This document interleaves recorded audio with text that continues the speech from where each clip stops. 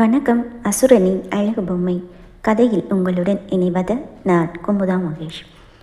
என்ன நடக்கிறது என்று பவித்ரா சுதாரிக்கும் முன் காட்டாற்று வெள்ளமாய் அவள் மேல் படர்ந்திருந்தான் அந்த அசுரன்.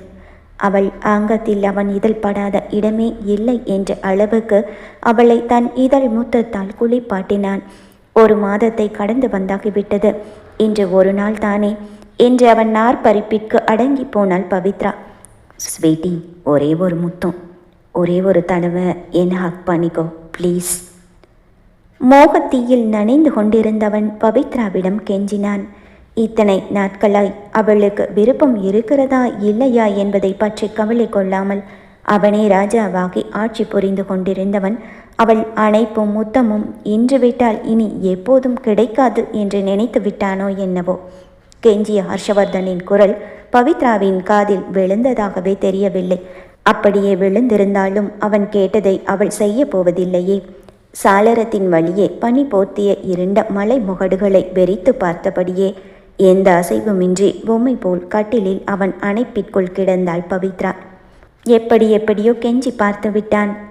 அவன் முகத்தையே பார்க்காத போது அவன் கேட்டதை மட்டும் எப்படி கொடுப்பாள்? ஒரு புறம் தன்னை இப்படி கெஞ்ச வைக்கிறாளே என்ற கோபம், இன்னொரு புறம் எப்படியாவது அவளை சமாதானப்படுத்தி தான் கேட்டதை வாங்கிவிட வேண்டும் என்ற விடாமுயற்சி. கடைசியாய் நடந்த அந்த கூடல் அவள் கண்ணீர் துளியோடு முற்று பெற்றது. அவள் கண்ணீரை தன் விரல் கொண்டு துடைத்தான். அதற்கு பிறகு தூக்கம் வரவில்லை ஹர்ஷவர்தனுக்கு. பனிக்காற்றையும் பொருட்படுத்தாமல் பால்கனியில் சென்று உட்கார்ந்து விட்டான். குளிருக்கு இதமாக சிகரெட் ஒன்றை எடுத்து பற்ற வைத்து புகைத்து கொண்டிருந்தான் ஹர்ஷா. ஆரம்பத்தில் இங்கு சிம்லாவில் ஒரே அறையில் பவித்ராவுடன் தங்கிய போது அவன் சிகரெட் புகைக்க பவித்ராவிற்கு இருமல் வந்தது. அந்த புகை அவளுக்கு ஒத்துக்கொள்ளவில்லை என்பதை புரிந்து தன் புகைப்பழக்கத்தை வெகுவாக குறைத்திருந்தான். ஆனால் அவனுக்கு இப்போது இருக்கும் மன அழுத்தத்திற்கு அது அவனுக்கு மிகவும் தேவையான ஒன்றாக இருந்தது. வெண் சுருட்டை புகைத்து கொண்டே கண்களை மூடி தியானத்தில் இருந்தவனை அவனுடைய கைபேசி அழைப்பு நிகழ்விற்கு கொண்டு வந்தது. அருண் தான் அழைத்திருந்தான். அருண் இந்த இரவு நேரத்தில் அழைத்திருக்கிறான் என்றால் காரணம் இல்லாமல் இருக்காது. அலைபேசியை எடுத்து காதில் வைத்தான் ஹர்ஷவர்தன். Hello boss, தூங்கிட்டீங்களா? ஒரு முக்கியமான விஷயம் பேசணும் என்றான் அருண். இன்னும் தூங்கல அருண், சொல்லு என்றான் ஹர்ஷவர்தன். பாஸ், பி கேருங்கிற ஒரு பேபி கேர் ப்ராடக்ட்ஸ் கம்பெனி நம்மளோட டைப் வச்சுக்கணும்னு கேட்குறாங்க. கால் பண்ணியிருந்தாங்க. அவங்க உங்களை நாளைக்கு மீட் பண்ணணும்னு சொன்னாங்க. நம்ம நாளைக்கு காலையில் சென்னை கிளம்புறோமே, அதான் உங்ககிட்ட கேட்டு சொல்கிறேன்னு சொல்லிட்டேன். பெரிய கம்பெனி, இந்த டைப் ஒர்க் அவுட் ஆனால் நமக்கு நிறைய லாபம் கிடைக்கும். என்ன செய்யலாம் பாஸ்? தொழில் சாணக்கியனாக யோசித்த அருண் விஷயத்தை சொல்லிவிட்டு ஹர்ஷவர்தனின் பதிலுக்காக காத்திருந்தான். நாளைக்கு மீட் பண்ணணும்னு சொன்னாங்களா என்று தன் தாடையை தடவியபடியே யோசித்த ஹர்ஷவர்தனின் பார்வை தூங்கிக் கொண்டிருந்த பவித்ராவின் மேல் பதிந்தது. அவன் இதழ்களில் மென் புன்னகை அரும்பியது. நாளை மேற்கொள்ள வேண்டிய பயணம் இன்னொரு நாள் தள்ளி போனால் அவனுக்கும் அது நல்லது தானே. நாளையே சென்னை சென்று விட்டால் அதற்கு பிறகு பவித்ராவுடன் ஒன்றாக இருக்க முடியுமோ இல்லையோ. இப்போது அவளுடன் சேர்ந்திருக்க இன்னும் ஒரு 24 மணி நேரம் கால அவகாசம் கிடைத்திருக்கிறது. இதை பயன்படுத்தி அவளிடம் பேசி அவளை தன்னுடனே வைத்து கொள்ள வேண்டும் என்று அவன் மனம் விரும்பியது. சந்தோஷத்தில் அவன் இதயம் குதூகலித்தது. பேபி கேர் ப்ராடக்ட்ஸா? கம்பெனி பேர் என்ன சொன்ன? கம்பெனி பற்றிய விவரங்களை கேட்டறிந்தான் ஹர்ஷவர்தன். ஓகே, இது நமக்கு நல்லாவே ஒர்க் அவுட் ஆகும். அவங்களோட டைப் நார்ம்ஸ் என்னன்னு பேசி பார்ப்போம். ஒத்து வந்தால் அடுத்து ப்ரொசீட் பண்ணலாம். நாளைக்கு அவங்கள மீட் பண்ணுறதுக்கு ஏற்பாடு பண்ணாருன். இந்த மீட்டிங்கை முடிச்சுட்டு அப்புறமா சென்னைக்கு கிளம்பலாம். பேசி முடித்து ஃபோனை வைத்த ஹர்ஷவர்தனின் மனதில் இருந்த இறுக்கம் லேசாக தளர்ந்தது. பவித்ராவுடன் பேசி அவளை தன்னுடனே வைத்து கொள்ள இன்னும் கொஞ்சம் கால அவகாசம் கிடைத்திருக்கிறது. புதிதாக வரும் கம்பெனியிடம் பேசி தன் தொழிலை விருத்தி செய்வதெல்லாம் அவனுக்கு பெரிய விஷயமே இல்லை. அதை பற்றிய பயமும் இல்லை. அவன் சாமர்த்தியத்திற்கு அது தானாகவே நடந்துவிடும். ஆனால் இப்போது அவனுக்கு இருக்கும் பெரிய சவாலே பவித்ராவை எப்படி சமாதானப்படுத்தி அவனுடன் தங்க வைப்பது என்பதுதான். உடனே கீழே சென்று பெரியசாமியை அழைத்து விஷயத்தை சொல்லி சென்னை கிளம்புவதற்கு இன்னும் 1-2 நாட்கள் காலதாமதம் ஆகும் என்பதை தெரிவித்தான் ஹர்ஷவர்தன். பவித்ராவிடமும் விஷயத்தை தெரிவிக்கும் நோக்கத்துடன் அறைக்கு வந்த ஹர்ஷவர்தன் அவள் நன்றாக தூங்கி கொண்டிருப்பதை பார்த்துவிட்டு அவளை தொந்தரவு செய்ய மனமில்லாமல் அவள் அருகில் படுத்தவன் நன்றாக அயர்ந்து தூங்கி போனான். அதிகாலை 4 மணி. பவித்ராவின் கைபேசியில் அலாரம் சத்தமாய் அடித்து கொண்டிருந்தது. எழுந்து உட்கார்ந்த பவித்ரா அலாரத்தை ஆஃப் செய்துவிட்டு தன் அருகில் தூங்கிக் கொண்டிருந்த ஹர்ஷவர்தனை பார்த்தாள். அவனோ அயர்ந்து தூங்கிக் கொண்டிருந்தான்.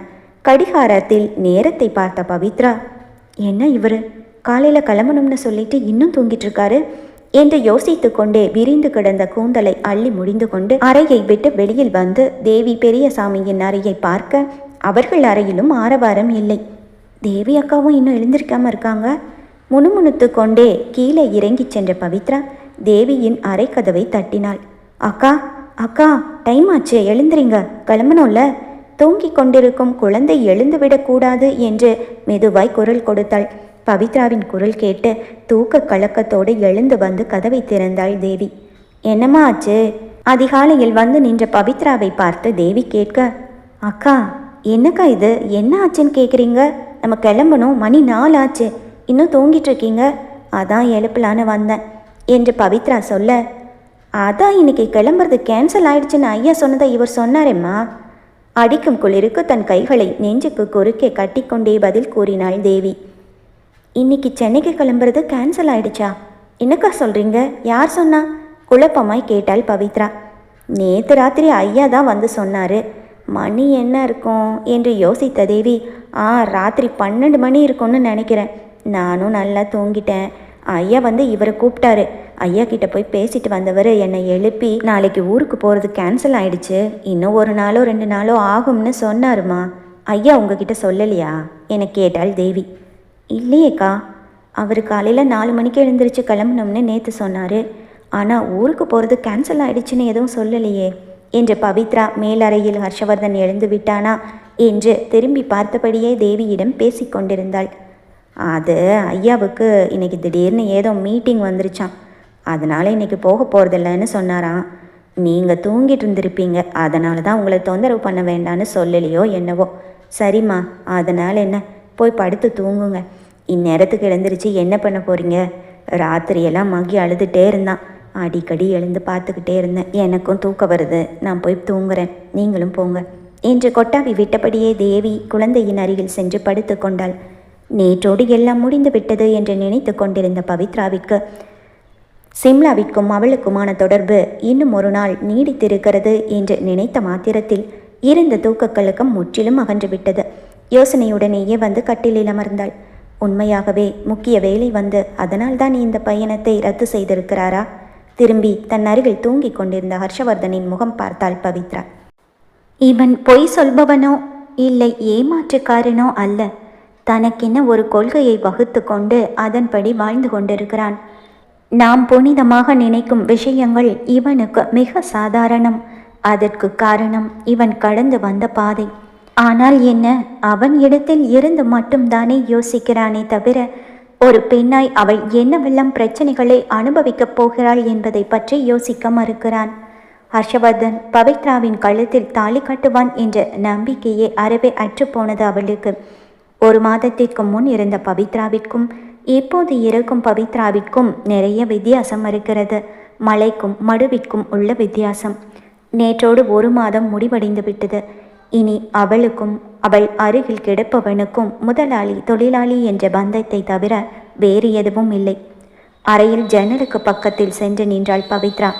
சிம்லாவின் குளிர்காற்று சிலு சிலுவென அவள் முகத்தில் பட்டது. கண்களை மூடி நின்று கொண்டாள்.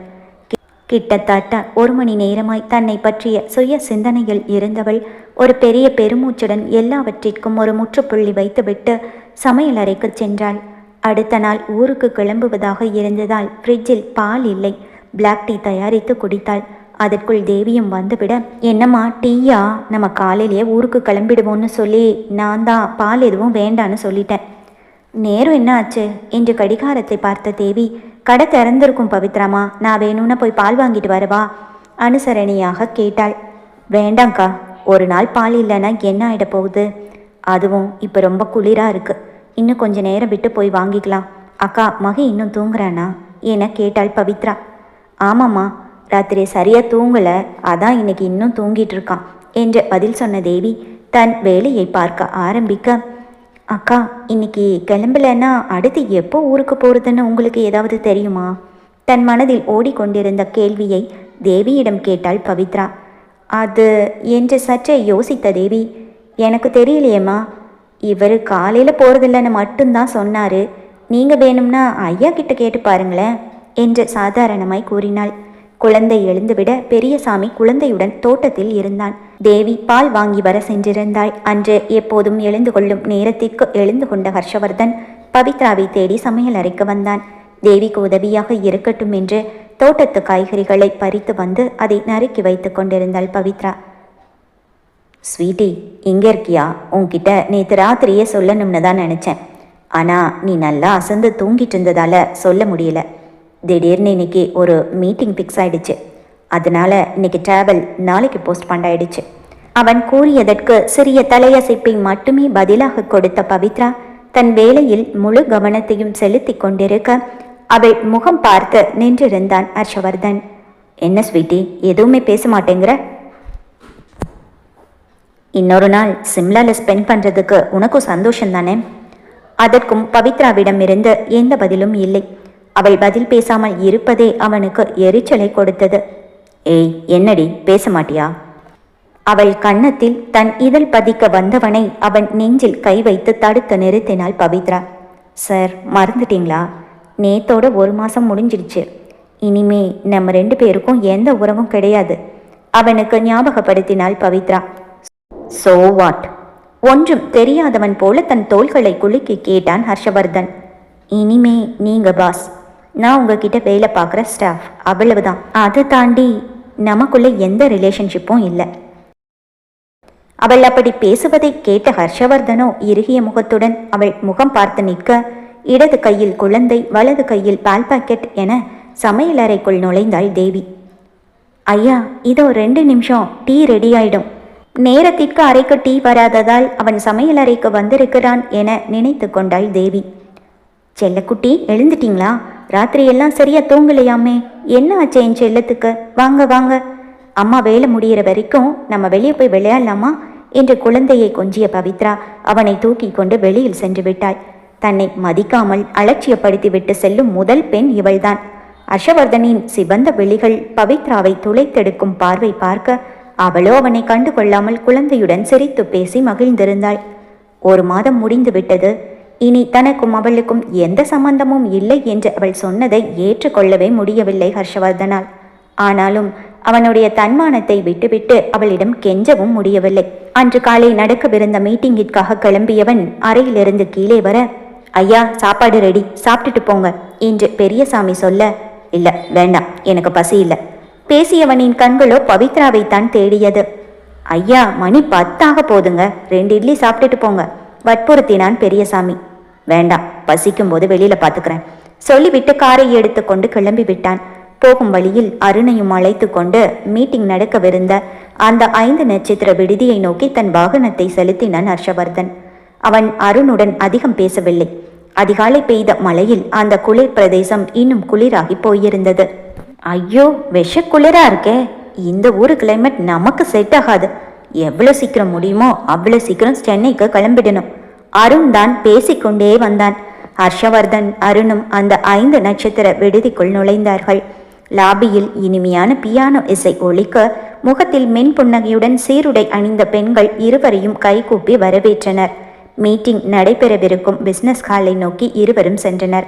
ஹர்ஷா அணிந்திருந்த நேர்த்தியான உடை, அவன் கம்பீரமான உருவம், மிடுக்கான நடை பார்க்கும்போது சிங்கத்தின் ஆளுமையும் அதிகாரமும் நிறைந்திருந்தது அவனுள். ஆனாலும் ஹர்ஷாவின் முகத்தில் ஏதோ ஒரு மாற்றம்.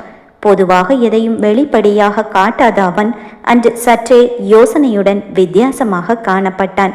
ஹர்ஷவர்தனின் அமைதியையும் யோசனையான முகத்தையும் கவனித்த அருண், பாஸ், என்னாச்சு?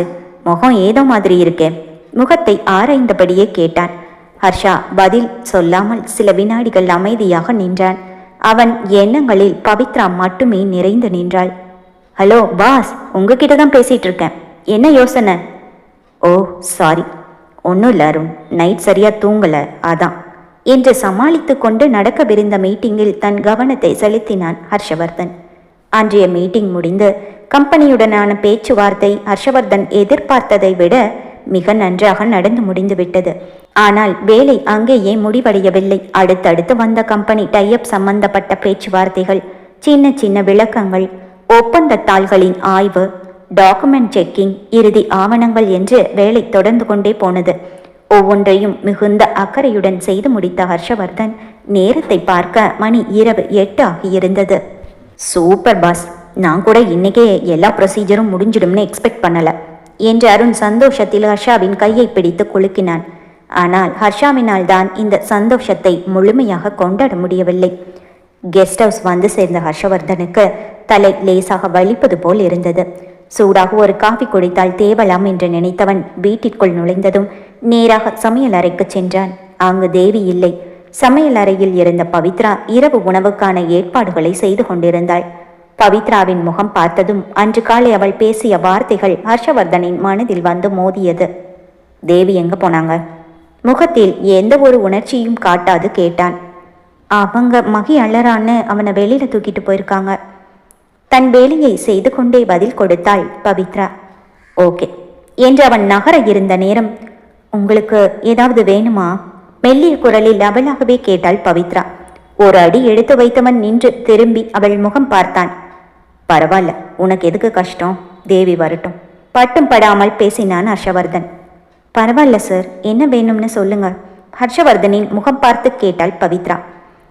லேசா தலை வலிக்கிற மாதிரி இருக்கு, ஒரு கப் காஃபி வேணும், ஸ்ட்ராங்கா. ஓகே சார், நீங்கள் ரூமுக்கு போங்க, நான் காஃபி போட்டு எடுத்துட்டு வரேன். குளிர்சாதன பெட்டியில் இருந்து பாலை எடுத்துக்கொண்டே பேசினாள் பவித்ரா. அழுத்தமாக அவளை ஒரு பார்வை பார்த்துவிட்டு அறைக்கு சென்றான் ஹர்ஷவர்தன். அவள் கூறியது போலவே ஸ்ட்ராங்காக டிகாஷன் போட்டு காஃபி தயார் செய்து எடுத்துக்கொண்டு அறைக்கு சென்றாள் பவித்ரா. ஹர்ஷவர்தனோ தன் விரல்களால் நெற்றியை தேய்த்தபடியே கட்டிலில் சாய்ந்து கண்களை மூடி அமர்ந்திருந்தான். அறைக்குள் நுழைந்தாள் பவித்ரா. அவன் கண் விழிக்கவில்லை. கையில் காஃபி கப்பை வைத்து கொண்டு கண்மூடி அமர்ந்திருக்கும் அவனையே சில நொடிகள் பார்த்த பவித்ரா, சார் காஃபி மெதுவாக கூறினாள். ஹர்ஷவர்தன் கண்களை திறந்து பார்த்தானே தவிர தன் நெற்றியை தேய்த்து கொண்டிருந்த விரல்களை நகர்த்தவில்லை. அவன் கண்களை மூடி அமர்ந்திருந்த விதமும் முகத்தில் தெரிந்த வலியின் ரேகைகளும் அவன் தலைவலி இன்னும் குறையவில்லை என்பதை பவித்ராவிற்கு உணர்த்தியது. காஃபியை அங்க வச்சிடு, ரொம்ப தேங்க்ஸ் சொல்லிவிட்டு மீண்டும் கண்களை மூடி சாய்ந்து கொண்டான். ஆனால் பவித்ராவிற்கு தான் தலைவலியில் துன்பப்படுபவனை அப்படியே விட்டுவிட்டு செல்ல மனது வரவில்லை. சார், தலைவலிக்கு மாத்திரை ஏதாவது வாங்கிட்டு வந்து தரவா? அவனிடம் என்ன அக்கறையில் கேட்கிறாள் என்று அவளுக்கே தெரியவில்லை. வேண்டாம், சாயங்காலமே ஒரு பெயின் கில்லர் போட்டுட்டேன். ஆனால் தலைவலி தான் குறையல. நீ கீழே போய் தலைவலி தைலம் இருந்தா எடுத்துட்டு பெரிய சாமியா வர சொல்லு. கண்களை திறக்காமல் பேசினான் ஹர்ஷவர்தன். சார், வேணும்னா நானே தைலம் தேய்ச்சி விடுவா? வாய் வரை வந்த வார்த்தைகளை பற்களை கடித்து உதடுகளை அழுந்த மூடி வெளிவராமல் தடுத்து கொண்டாள் பவித்ரா. அவனுக்கு தன் உடலை மட்டுமா கொடுத்தாள்? உடலோடு சேர்த்து மனதையும் அல்லவா கொடுத்து விட்டாள்? அவனுக்கு அது புரியவில்லை.